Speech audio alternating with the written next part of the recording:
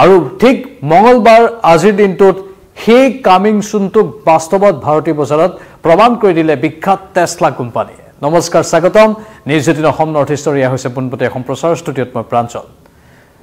মুম্বাইৰ বান্দ্ৰাৰ কুৰ্লাস্থিত যি মেকাৰ মেক্সিটি মল আছে তাতেই টেসলাই মুকলি কৰিলে ভাৰতৰ প্ৰথমটো শ্বৰুম টেসলা কাৰৰ প্ৰতি মানুহৰ আকৰ্ষণ আছে টেসলা কাৰৰ প্ৰতি মানুহৰ উৎসুকতা আছে আৰু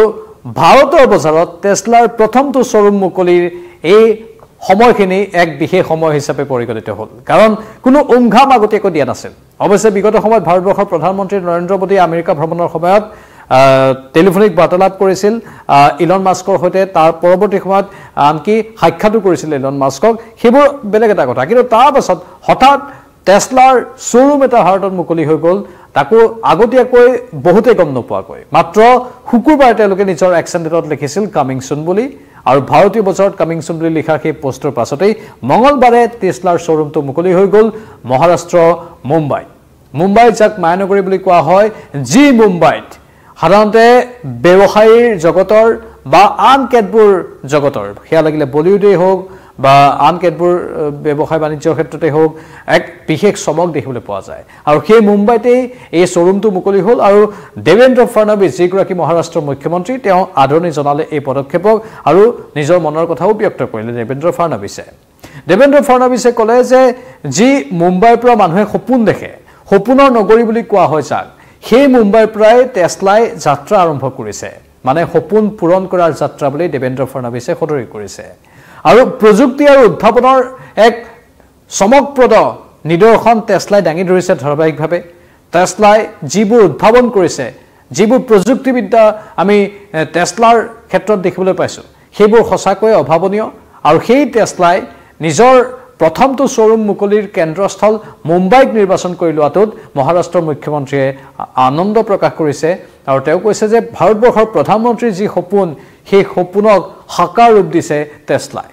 ইতিমধ্যে আমি কৈছো এপ্ৰিল মাহত ইলন মাস্কৰ সৈতে টেলিফোনিক বাৰ্তালাপ কৰিছিল আৰু প্ৰযুক্তি আৰু উদ্ভাৱনৰ ক্ষেত্ৰত সম্ভাৱ্য সহযোগিতাৰ বিষয়ে আলোচনা কৰিছিল ফেব্ৰুৱাৰী মাহত মোদীৰ আমেৰিকা ভ্ৰমণৰ সময়তো দুয়োৰে সাক্ষাৎ হৈছিল আৰু তাৰ পাছতেই আজি অৱশেষত মুম্বাইত এই টেসলাৰ শ্বৰুমটো আনুষ্ঠানিকভাৱে মুকলি কৰা হ'ল ভাৰতৰ বজাৰত আন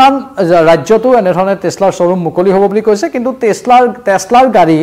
ভাৰতত নিৰ্মাণ নহয় কেৱল ভাৰতত গাড়ীবোৰ বিক্ৰীহে কৰিব ইলন মাস্কে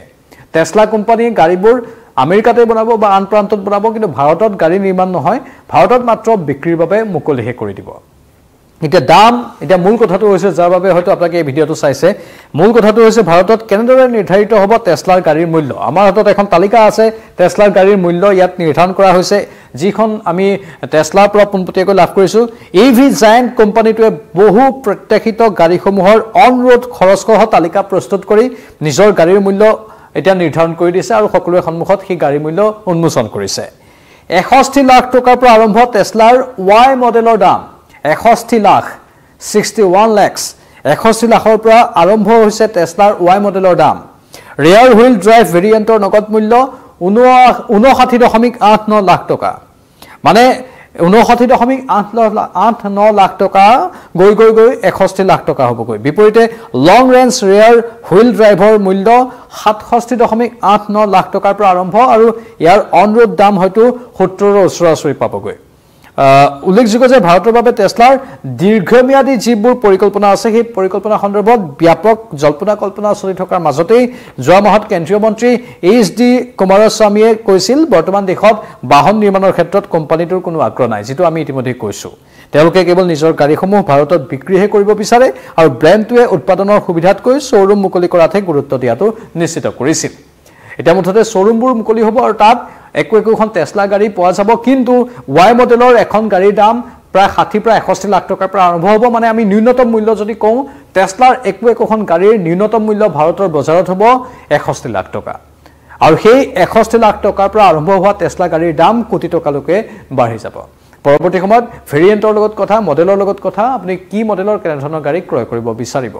অৱশ্যে ভাৰতৰ বজাৰত আশানুৰূপ ফলাফল পাব বুলি তেওঁলোক আশাবাদী আৰু ভাৰতৰ গ্ৰাহকে টেসলাৰ গাড়ীবোৰক সমানেই মৰম আৰু আদৰ সাদৰ কৰিব বুলি টেসলা কোম্পানীটো আশাবাদী স্বাভাৱিকতেই ভাৰতীয় বজাৰত গাড়ীৰ দাম আছে গাড়ীক ভাৰতীয় লোকসকলে বিশেষকৈ এছাম লোকে শ্ব' অফৰ এক মাধ্যম হিচাপেও গ্ৰহণ কৰে আৰু সেয়েহে বা গাড়ীৰ প্ৰতি একাংশৰ অগাধ প্ৰেমো আছে সেয়েহে ইয়াত নামী দামী কোম্পানী আহিলে নামী দামী গাড়ী আহিলে